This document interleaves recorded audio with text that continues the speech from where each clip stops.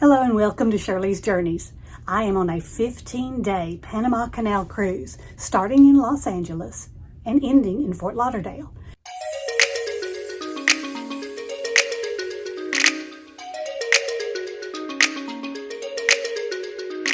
This is our itinerary.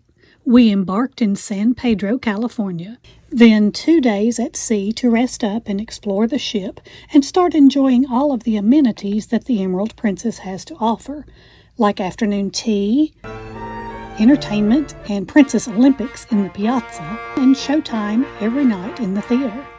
We also spent a lot of time sitting on our balcony listening to the sounds of the ocean and watching for wildlife. I was super excited to see several sea turtles like this one we saw floating right below us. We also saw dolphin and lots of flying fish. I just didn't have the video camera ready when they greeted us. We have 2 stops in Mexico.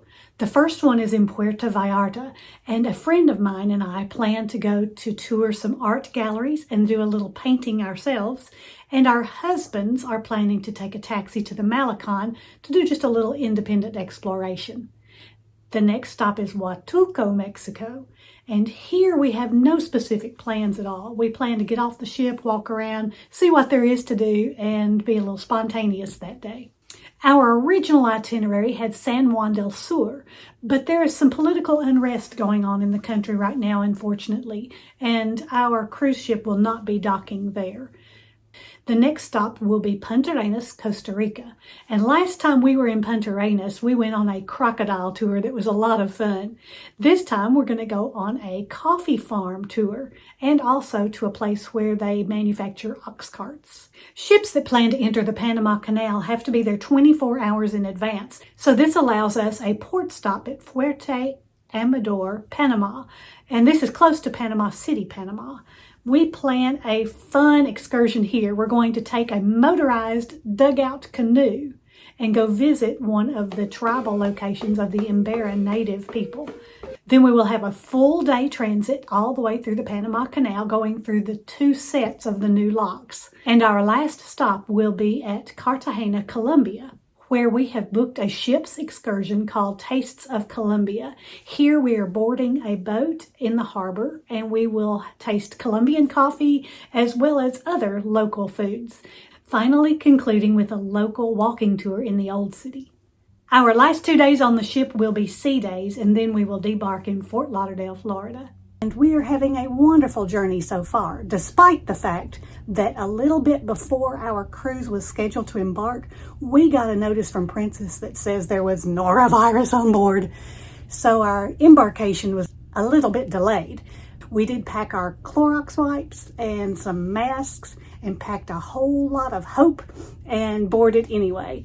And it has been a great experience so far. Prior to the cruise, we stayed in San Pedro. Now, San Pedro is between Los Angeles Airport and Long Beach Airport. So it's very convenient that the port is right there and you can fly into whichever airport services the airline that you most likely want to travel with.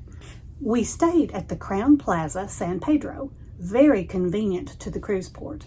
In fact, you could take a little walk and see several things. There were museums and monuments. You could see the ship ahead of time. We ate at a wonderful little restaurant, the Crazy Fish. I had their fried platter. Hubby and one friend had the grilled, and another friend had the fish tacos. Every one of us thought that that was great. And right across the street from that restaurant was a little convenience market. And they weren't gouging prices. You could buy a bottle of water for about $1, little snacks. So we picked up a couple of little snacks that we could use for breakfast food the next morning.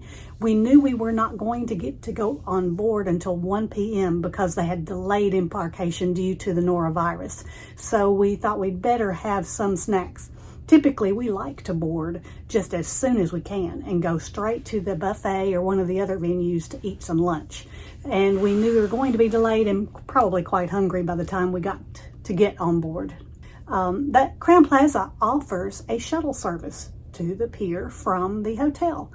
And I believe it was $5 per person, but we chose to take a taxi and it was only about $12 for the 4 of us to take a taxi. And we did not have to pile into the shuttle provided by the hotel, which fit 30 people, and they crowded all 30 on and all their luggage, and it took them a while to load and unload, where when we took our taxi, we could just throw our suitcases in the taxi and get right off where we needed to.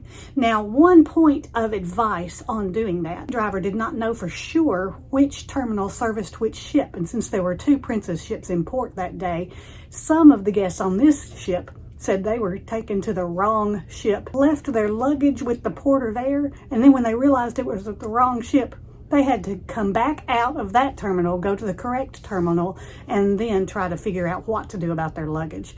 It was a big hassle for them, so be sure to make sure you're getting on the right one. First thing we did, of course, was to get pizza. And Princess now has premium desserts. They offer the Princess Plus package, which includes your Wi-Fi and gratuities and drinks package, as well as 2 premium desserts per day. So I wanted to try one of these Princess desserts. Man, was it rich. Hello! I cannot imagine 2 of these per day, but the premium desserts also includes just the regular gelato and some other premium desserts as well. Actually, Princess has such good desserts just on their regular menu and the specialty dining venues. I plan to upload videos for each stop so that I can give you a view of the port and take you with me on some of our tours. This is Shirley from Shirley's Journeys, and I hope all of your journeys are pleasant ones.